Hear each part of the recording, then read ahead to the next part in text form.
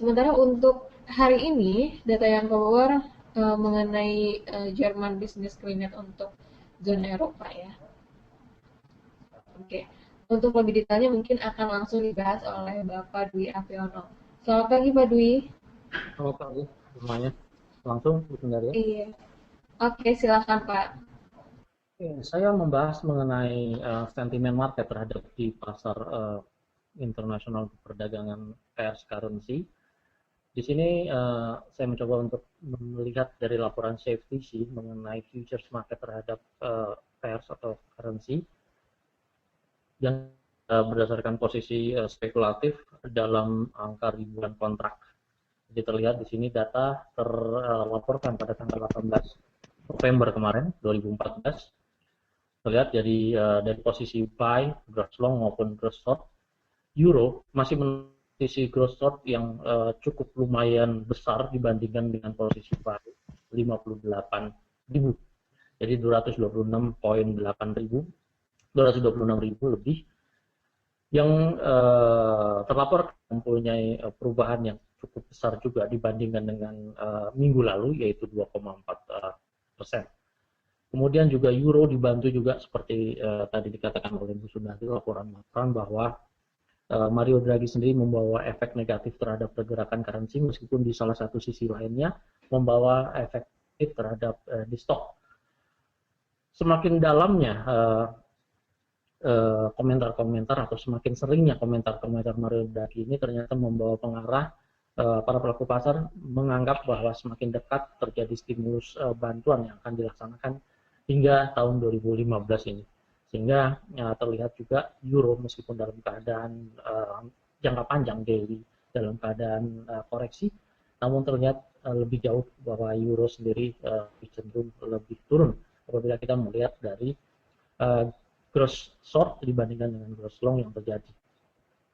Kemudian selanjutnya yang kedua, terlihat pelemahan dari yen juga terlihat sangat signifikan, besaran 139.1 dalam angka ribuan, jadi 139.000. Dari posisi longnya sendiri 46.000. Jadi ini lebih besar ya, lebih dari 2 kali lipat dari volume transaksi yang terbanyak, sehingga membawa pengaruh lebih besar lagi daripada euro, yaitu 9,2%. Kemudian dari yen sendiri dilaporkan untuk fundamental beberapa pelaku pasar memang ada komentar yang positif terhadap peningkatan stimulus dikarenakan kebijakan untuk Abenomics masih terus berlangsung. Namun begitu kita lihat direspon oleh market negatif untuk keadaan yen sendiri. Memang pengaruh terhadap GDP sendiri kemarin terbaca juga minggu lalu, besarannya sebesar 0,4 dari 1,9,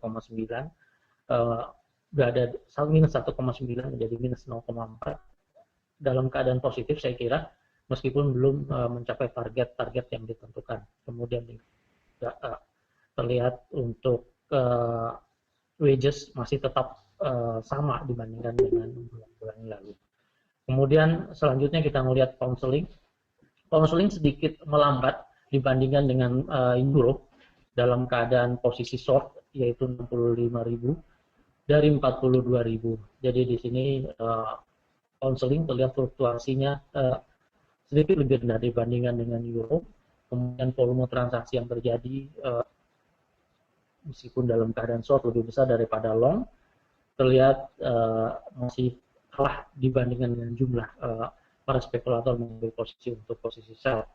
Kemudian terbaca memang lebih besar 12,1% dibandingkan dengan posisi yang terjadi pada minggu lalu atau 2 minggu yang lalu. Kemudian Swiss franc kita melihat juga posisi short lebih besar 31,3 dari 9,1. Kemudian dari dolar Kanada juga terlihat dolar Kanada lebih besar pengambilan posisi short dibandingkan dengan minggu lalu. Nah, dari kecenderungan yang terlihat di sini, terlihat market sangat terapresiasi dolar, ya, mengapresiasi keadaan dolar, kemudian juga dibantu dengan keadaan fundamental yang cukup bagus saya kira, laporan-laporan yang terjadi dalam 2 minggu ke belakang maupun minggu yang lalu hingga minggu ke depan, sehingga terlihat market masih dalam keadaan bullish untuk dolar, kemudian masih dalam keadaan bearish untuk euro dan pound sterling. Kemudian selanjutnya ada data pada hari Jumat yang lalu, ternyata China interest rate atau lending rate diputuskan oleh otoritas moneter dari China sendiri diturunkan sebesar 40 basis point dari 6% menjadi 5,6%. Sungguh besar. Seperti kita tahu biasanya perubahan terhadap tingkat rate yang terjadi di setiap negara adalah 25 basis point, namun ini cukup besar. Kemudian ini juga mengarah ke angka lending rate yang terjadi pada bulan Januari 2010. Apabila kita melihat ke kanan sendiri, ternyata deposit rate masih tetap sama di kisaran 3%. Ya, di kisaran 3% tidak berubah. Kemudian band yang terjadi terlihat sekali dari otoritas moneter dari China sendiri berusaha untuk memacu tingkat pinjaman atas dana yang terjadi atau lending rate. Band yang terjadi hanya sekitar 2,3% dari pembanding yang terjadi pada tahun 2007, besarannya sebesar 3,51% poin. Kemudian kita melihat dari data-data historical sendiri pada bulan Oktober 2008, di sini kita melihat bulan Oktober 2008 tanggal 30. Lending rate dalam keadaan turun, deposit rate juga dalam keadaan turun, kemudian yang terjadi tahun 2007 juga sama, setiap keadaan lending rate dalam keadaan turun, deposit rate juga dalam keadaan turun, namun yang terjadi pada keputusan China kemarin, ternyata deposit rate masih dalam keadaan tetap, sehingga terlihat sekali ini, bahwa China berusaha untuk membantu perekonomian mereka dengan mengadakan perubahan terhadap sisi moneter, yaitu terhadap lending rate, sehingga para pengusaha nampaknya juga dibantu atau dirangsang untuk terus meminjam dari fasilitas kredit yang dikeluarkan oleh pemerintah di sana, sehingga diharapkan akan terjadi growth yang cukup bagus, membantu terhadap kekhawatiran yang sebelumnya terjadi, bahwa tingkat growth yang terjadi di China melambat dibandingkan dengan tahun lalu. Terlihat di sini di chart juga yang terjadi 7,3% dari 7,5%, terlihat sekali pada kuartal ketiga yang terbaca sendiri dalam keadaan drop di bawah dari dua kuartal sebelumnya 7,4, 7,5. Kemudian juga pemerintah China sendiri mengkhawatirkan terjadinya growth yang menurun dibandingkan dengan tahun lalu. Bahkan World Bank yang tadinya 7,6% diturunkan menjadi sekitar 7,5% untuk pertumbuhan di China sendiri. Kemudian hal inilah yang memicu bahwa pemerintah China untuk saat ini secara fundamental ingin membantu meningkatkan growth yang terjadi di China dengan menurunkan tingkat lending rate yang besarannya cukup lumayan, sehingga membawa pengaruh terhadap beberapa pairs atau beberapa komoditi yang terjadi baik di emas maupun di keadaan Hang Seng, ya, yang merupakan stok paralel dari China sendiri. Kemarin pada hari Jumat sendiri terjadi kenaikan yang cukup signifikan terhadap perubahan harga, baik dari beberapa macam time frame yang kita lihat. Secara makroekonomi juga membantu terhadap pergerakan harga dari indeks stok ini. Kemudian selanjutnya mungkin akan dijelaskan secara mikro terhadap perubahan harga-harga yang terjadi di Hang Seng oleh Pak Rudi Wijaya. Silakan Pak Rudi. Ini keadaan loser, ya.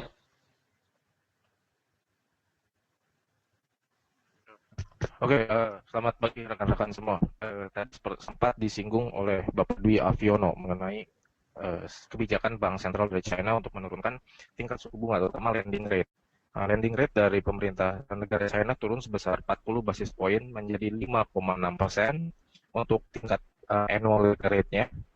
Sedangkan untuk deposit rate yang untuk 1 tahun itu turun 25 basis point menjadi 2,75%. Untuk deposit rate-nya itu ada suatu batas maksimal. Batas atasnya adalah 1,2 kali dari 2,75 per tahunnya. Oke, Salah satu tindakan hal ini diambil, salah satunya adalah untuk menerapkan easing money policy. Oke, merupakan lawan dari tight money policy, di mana salah satu tujuannya adalah supaya untuk meningkatkan tingkat pertumbuhan ekonomi dari China atau growth. Karena selama ini kita mengetahui bahwa tingkat pertumbuhan ekonomi dari China itu mengalami penurunan. Nah, dampaknya adalah agar sektor real itu bergerak, di mana sektor real itu para pengusaha atau businessman berani melakukan investasi dengan cara melakukan pinjaman ke bank ataupun dengan melakukan IPO di pasar modal. Oke, namun penurunan suku bunga ini dampaknya akan terlihat langsung itu terhadap pasar modal. Oke, untuk after hours trading pada hari Jumat tanggal 21 November, tidak seperti biasanya, Hang Seng Futures itu mengalami kenaikan sebesar 430 poin. Nah, saya mengatakan tidak seperti biasanya, dikarenakan ketika after hours trading, pasar spot atau pasar sahamnya yang merupakan underlying asset dari Hang Seng Futures telah tutup. Nah, biasanya ketika underlying asetnya marketnya tutup, umumnya pasar tidak bergejolak seperti yang terjadi pada hari Jumat. Apa terjadi pada hari Jumat merupakan suatu fenomena yang luar biasa menurut saya, mengalami kenaikan 430 poin. Oke, sekarang kita melihat satu persatu top gainer dan top loser. Sekarang di monitor ada rekan-rekan bisa melihat top loser dari Hang Seng. Kita melihat bahwa Tencent merupakan perusahaan induk dari WeChat, menyumbang 25,77% terhadap indeks kemarin, merupakan minus. Oke, dan bisa dilihat berikutnya adalah HSBC, New World Development, Hudson, Hang Seng Bank, Power Asset, dan lainnya. Sedangkan untuk top gainernya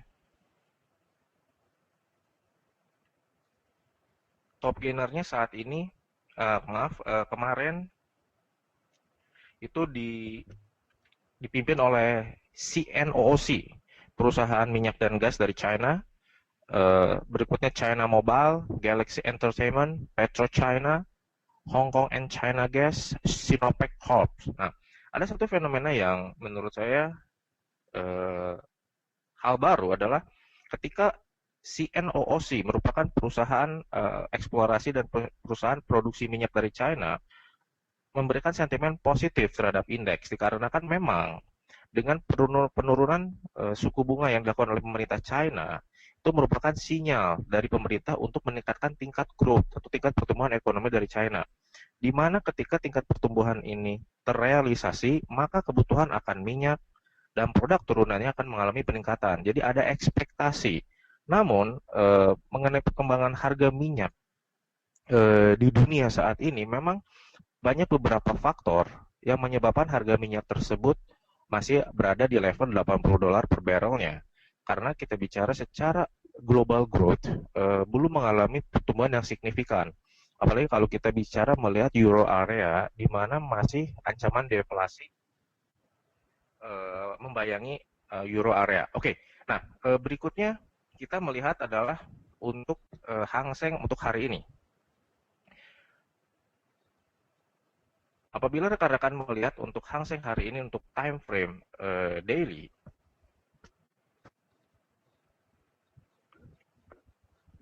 bisa dilihat untuk pergerakan pada hari Jumat bisa dilihat merupakan pergerakan yang sangat bullish. Salah satunya adalah kontribusinya dipicu ketika kenaikan yang sangat besar pada after hours trading untuk Hang Seng. Nah, berikutnya untuk hari ini terlihat bahwa apabila pergerakan hari ini dapat melebihi high yang terjadi pada hari Jumat, sinyal positif untuk Hang Seng Futures itu sangat terbuka lebar. Namun, sekali lagi di pasar modal, tentunya kita mengenal yang namanya profit taking. Nah, apabila terjadi profit taking untuk beberapa saham pada underlying asetnya, Hang Seng mungkin mengalami sedikit tekanan sebelum bisa melewati 24.000. Nah, bagi saya tetap angka 24.000 ini menjadi angka yang krusial bagi Hang Seng untuk tetap berada di teritori positif atau bullish. Oke, paling itu aja Pak dari saya untuk pandangan Hang Seng ya Pak. Dikarenakan sudah momentum bullish masih terbuka luas, dikarenakan bullish candle yang terjadi juga saya lihat ini 3,5, hampir 3,5 dari candle sebelumnya tercapai, Pak. Jadi kemungkinan juga faktor untuk koreksi masih ada, namun begitu momentum yang terbaca di sini cukup jelas terlihat, kebijakan moneter dari China sendiri terlihat, ya ada kemungkinan ke angka 24.000 itu tercapai untuk dalam jangka waktu 1 minggu ke depan, Pak. Betul, Pak. Oke. Selanjutnya kita melihat untuk keadaan ekonomi dari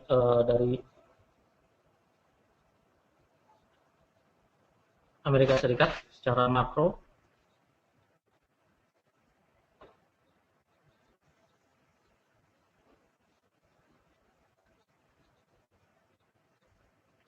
Ya, secara makro terlihat sendiri tanggal 25 November hingga hari Rabu ke depan, hingga minggu ini maksud saya, beberapa data fundamental menunjukkan angka positif meskipun pada preliminary GDP quarter to quarter sedikit mengalami penurunan pada forecast, yaitu 3,3% dari 3,5%. Namun begitu terlihat sangat signifikan untuk forecast consumer confidence sendiri, jadi 95,9 dari 94,5 positif. Kemudian dari core durable goods order to order month to month sendiri keadaan positif juga yang cukup signifikan, dari minus 0,1% diperkirakan keluar 0,5%. Kemudian saya melihat untuk personal spending juga cukup lumayan besar, dari minus 0,2% hingga ke 0,4%. Cukup positif saya kira untuk Chicago PMI, salah satu negara bagian yang mengeluarkan data-data untuk industri. Di sini menurun dari 66,2 menjadi 63,1. Namun kita harus melihat secara keseluruhan ketiga negara, termasuk di Philadelphia maupun Welfare sendiri. Apabila kedua negara tersebut menunjukkan keadaan yang positif, ada kemungkinan Chicago PMI data-data ini tertutup. Jadi saya masih melihat dalam keadaan positif. Kemudian di new home sales terlihat penjualan rumah baru, hasrat untuk memiliki rumah baru terlihat cukup lumayan, diperkirakan dari 467.000 menjadi 471.000. Kemudian di sini juga penjualan rumah bekas terlihat, penjualan rumah pending di sini terlihat cukup bagus juga, terlihat dari forecast dari 0,3% jadi 0,9%. Secara keseluruhan US fundamental data secara makro dalam keadaan positif dari beberapa data yang terlihat untuk minggu ke depan. Selanjutnya, Bu Sandari, mungkin fundamental saya rasa cukup. Saya akan lanjutkan secara teknikal untuk analisis di Nikkei. Ya, pelemahan terhadap yen nampaknya beristirahat. Kemudian terlihat di sini di Nikkei sendiri, pasar ternyata berkonsolidasi di wilayah resisten. Saya batasi dengan band seperti ini. Ternyata high yang terbaca di sini nampaknya ke 17.561. Apabila harga menembus harga tersebut, kemungkinan juga Nikkei akan terdongkrak kembali ke wilayah atas kembali. Namun untuk saat ini 4 jam yang terlihat pada chart pada harga yang sekarang ternyata masih dalam area di bawah dari 17.447. Kemudian wilayah short jangka menengah kita melihat di 17.096 sebelum melanjutkan penurunan ke 16.898. Namun begitu, apabila kita melihat secara fundamental, kemungkinan juga para pelaku pasar menunggu resisten yang terbentuk yang saya buat secara band ini antara 17.453 hingga ke 17.552 sebagai batasan untuk naik kembali. Kemudian di currency, ya currency pound sterling masih terlihat dalam keadaan stagnasi pada minggu yang lalu. Terlihat di sini terus mengalami stagnasi. Wilayah untuk 1.57274 masih menjadi patokan untuk resisten yang cukup kuat, dikarenakan ini sudah beberapa kali terbentuk pada hari Kamis, kemudian juga terlihat pada hari Selasa kemarin. harga tertinggi ini menjadikan patokan untuk minggu kali ini, yaitu di 1,57 sekian. Kemudian harga low masih tetap mempergunakan data-data yang terjadi pada minggu lalu di kisaran 1,55932. Kemudian strategi yang dilaksanakan saya kira cukup bagus apabila kita mengambil posisi Bollinger Band dengan pengambilan posisi short pada resistance di maksimum Bollinger maupun buy di minimum Bollinger Band, sehingga kita bisa mengambil posisi stagnasi ini merupakan posisi yang terbaik kita ambil dengan memperhatikan pasangan stop loss yang terjadi setiap kali kita mengambil posisi untuk entry. Kemudian euro. Nah ini euro kemarin Mario Draghi menyatakan akan mengambil posisi yang lebih jelas dalam keadaan membantu Uni Eropa dengan tindakan-tindakan lebih nyata sehingga membawa pengaruh yang cukup signifikan terhadap penurunan di euro. Dengan chart 1 jam terlihat terus mengalami penurunan. Kemudian terjadi breakout di support yang terjadi di 4 jam. Saya lihat penurunan kemungkinan juga akan terus berlanjut apabila tidak ada tindakan yang dilaksanakan oleh Mario Draghi dalam minggu-minggu ke depan. Hingga kita melihat sendiri saat ini harga tepat menyentuh support yang terjadi pada tanggal 5 November yaitu di 1,23586 sehingga terjadi koreksi yang terjadi pada 4 jam pertama sekarang dapat dimanfaatkan untuk pengambilan posisi short. Maksimal kita melihat di sini keadaan short untuk minggu ini kisaran antara ke 1,24451 hingga pada penutupan minggu depan di 1,24879. Saya kira fundamental euro masih dalam keadaan bearish, kemudian terlihat juga secara teknikal masih dalam keadaan bearish. Kemudian di yang lainnya, teknikal untuk di Australia dolar terhadap dolar, minggu lalu terjadi kegagalan untuk mencapai target di 0,88243, kemudian terjadi breakout kembali ke support yang terbentuk secara mingguan dua kali ini, satu kali, dua kali, ternyata yang kedua kalinya swing kedua kali cukup berhasil untuk menembus support yang terjadi sehingga terjadi 1332 poin maksimum untuk penurunan setelah mengalami breakout support yang terjadi.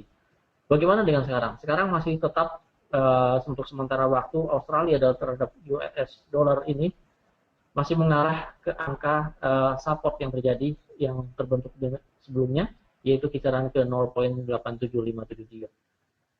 Kemudian selanjutnya kita melihat ke keadaan euro yen, ya ini keadaan Eropa sendiri terhadap yen terus melemah terhadap menguat terhadap euro sendiri melemah terhadap yen. Terlihat juga terdepresiasi euro terhadap yen, seperti keadaan dolar terhadap yen sendiri. Cukup signifikan sebetulnya pada hari Jumat kemarin, sekitar 2.748 untuk pergerakan yang telah terjadi beberapa kali swing, 1 kali, 2 kali, 3 kali, 4 kali swing. Jadi rata-rata untuk pergerakan swing yang terjadi di 15 menit, kita perkirakan hanya sekitar 3 atau 2. Ternyata di sini ada 4 kali swing yang mengindikasikan memang betul-betul yen bergerak sungguh cepat setelah kemarin data-data yang terjadi di Jepang. Kemudian terlihat di sini keadaan koreksi. Secara teknikal kita melihat volume transaksi selama 15 menit pada setiap 15 menit belum menunjukkan tanda-tanda untuk posisi untuk penurunan kembali dikarenakan candle body yang terlihat juga cukup kecil dibandingkan dengan beberapa saat yang lalu. Di sini cukup besar di sini. Nah, saat ini juga masih dalam keadaan kecil. Kemungkinan juga market belum buka untuk di New York. Sekarang pasar Asia yang mendominasi untuk pergerakan di harga hari ini. Untuk komoditi kita melihat khususnya di minyak, ya,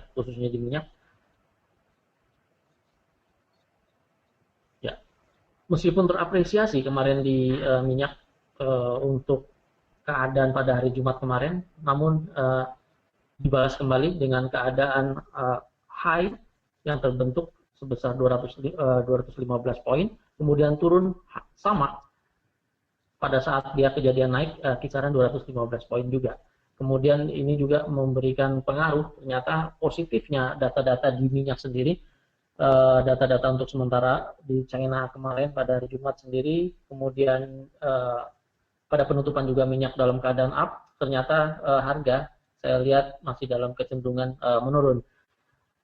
Kemungkinan masih menunggu kebijakan yang dilaksanakan oleh OPEC sendiri pada tanggal 27 November. Mereka akan mengadakan pertemuan. Apakah menurunkan supply atau seperti apa kebijakannya harus kita cermati untuk lebih lanjut keadaan di minyak. Namun kita melihat di sini saya lebih condong untuk mengambil posisi short apabila terjadi breakout, dikarenakan ini support yang cukup kuat di 75.60 telah terjadi 2 kali support yang terjadi. Biasanya kalau lebih dari 2 kali dia terjadi breakout, kemudian target yang terlihat di sini saya mengambil posisi kisaran di 74.76 untuk di minyak. Kemudian di emas. Nah, di emas sendiri saya mengumumkan landing rate, terpengaruh juga kemarin langsung emas mengalami kenaikan ke $21 atau di 1207.64. Kemudian transaksi yang terjadi di emas terlihat bullish yang terjadi, cukup jelas keadaan bullish dengan time frame 1 jam. Kita melihat, kita batasi untuk pergerakan sendiri di kisaran area channel bullish di 1208.94. Kemudian apabila terjadi breakout di keadaan low, yaitu melebihi dari support yang terjadi di 1190.99, ada kemungkinan emas akan terjadi penurunan kembali hingga ke 118.45. Demikian Bu Sundari beberapa ulasan untuk hari Senin ini.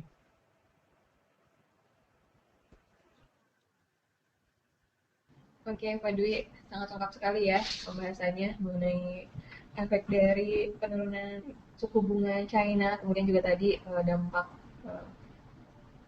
Mario Draghi Speaks ya Pak ya. Dan untuk besok data yang akan keluar yang impact-nya cukup besar terhadap pergerakan mata uang dari Jepang ada Kuroda Speak, kemudian juga dari Pound Sterling ada Inflation Report Hearings, dan dari Amerika ada Pre-Earning GDP dan Consumer Confidence. Oke, ada lagi Pak Dwi yang ingin ditambahkan mungkin?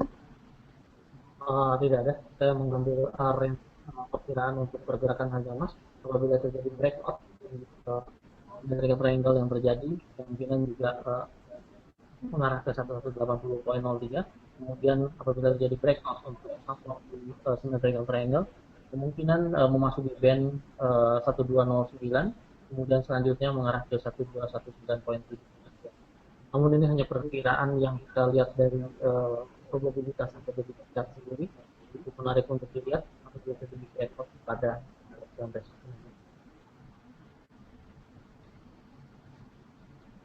Oke, Pak Dwi. Saya rasa cukup sekian ya Pak ya untuk morning briefing hari ini ya Pak. Oke, terima kasih atas partisipasi rekan-rekan semua. Terima kasih kepada Pak Dwi Aviono dan Bapak Rudi Wijaya. Kemudian kita jumpa lagi di morning briefing besok ya. Semua pembahasan yang terdapat dalam morning briefing ini hanya bersifat informasi saja dan tidak ditujukan sebagai saran untuk melakukan trading. Namun demikian, kami berusaha menyajikan informasi terbaik untuk diberikan kepada rekan-rekan semua. Terima kasih, selamat pagi dan selamat beraktivitas.